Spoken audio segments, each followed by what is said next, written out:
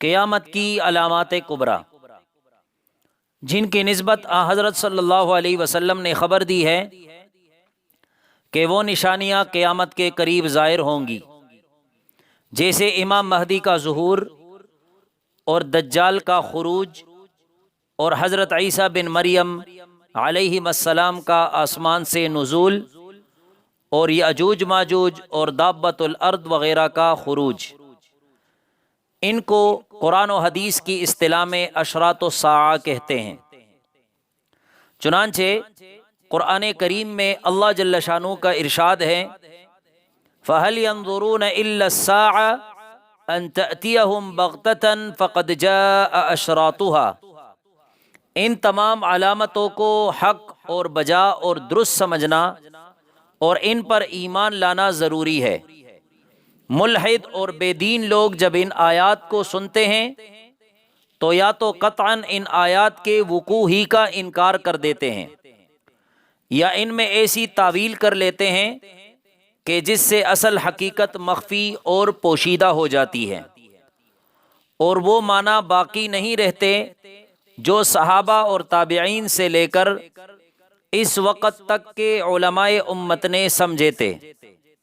اب اگر کوئی ظاہراً ظہور مہدی اور نزول مسیح وغیرہ پر ایمان بھی لاتا ہے تو وہ ایمان اس جدید اور من گھڑت معنی پر ہوتا ہے جو اس نے از خود تراشے ہیں۔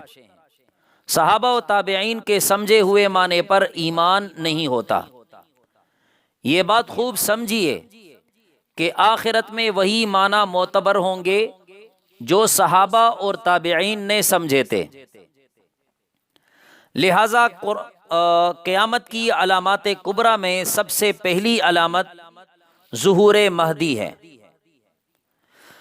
مہدی لغت میں ہر ہدایت یافتہ کو کہتے ہیں۔ معنی لغوی کے لحاظ سے ہر اس عالم کو جس کا علم صحیح ہو اس کو مہدی کہا جا سکتا ہے، بلکہ ہر سچے اور پکے مسلمان کو مہدی کہا جا سکتا ہے۔ لیکن ایک بات یاد رکھیے گا کہ جس مہدی موعود کا ذکر احادیث میں آیا ہے اور حضرت صلی اللہ علیہ وسلم نے اخیر زمانہ میں ان کے ظہور کی خبر دی ہے، اس سے ایک خاص شخص مراد ہیں جو حضرت سیدہ فاطمۃ الزہرا رضی اللہ تعالی عنہا کی اولاد میں سے ہوں گے۔ ان کا نام محمد اور ان کے والد کا نام عبداللہ اور ان کی والدہ کا نام آمنہ ہوگا۔ صورت اور سیرت میں رسول اللہ صلی اللہ علیہ وسلم کے مشابہ ہوں گے، مدینہ کے رہنے والے ہوں گے، مکہ میں ظہور ہوگا، شام اور عراق کے ابدال اور اولیاء ان کے ہاتھ پر بیعت کریں گے، اور تاج الکعبہ یعنی جو خزانہ خانہ کعبہ میں مدفون ہیں وہ نکال کر مسلمانوں پر تقسیم فرمائیں گے۔ اولاً عرب اور پھر تمام روئے زمین کے بادشاہ ہوں گے، دنیا کو عدل و انصاف سے بھر دیں گے۔ شریعت محمدیہ صلی اللہ علیہ وسلم کے مطابق ان کا عمل درآمد ہوگا۔ امام مہدی کے زمانے میں دجال نکلے گا، اور انہی کے زمانہ بادشاہت میں حضرت عیسیٰ علیہ السلام آسمان سے دمشق کے مشرقی مینارہ پر صبح کی نماز میں نازل ہوں گے اور امام مہدی کے پیچھے نماز ادا فرمائیں گے۔ امام مہدی نصارہ سے جہاد کریں گے اور قسطنطنیہ کو فتح فرمائیں گے۔ فائدے کے طور پر ایک بات عرض کی جاتی ہے کہ اہل سنت والجماعہ کے عقائد میں سے یہ بات ہے کہ امام مہدی کا ظہور اخیر زمانہ میں حق اور سچ ہے۔ اس پر اعتقاد رکھنا ضروری ہے، اس لیے کہ امام مہدی کا ظہور احادیث متواترہ اور اجماع امت سے ثابت ہیں، اگرچہ ان کی بعض تفصیلات اخبار احاد سے ثابت ہوں۔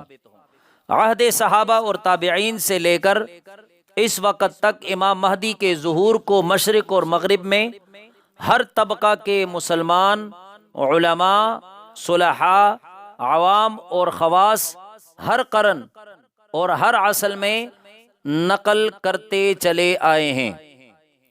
شیخ جلال الدین سیوطوی نے امام مہدی کے بارے میں ایک رسالہ لکھا ہے جس میں ان تمام احادیث اور آثار صحابہ کو جمع کیا ہے جو امام مہدی کے بارے میں آئی ہے۔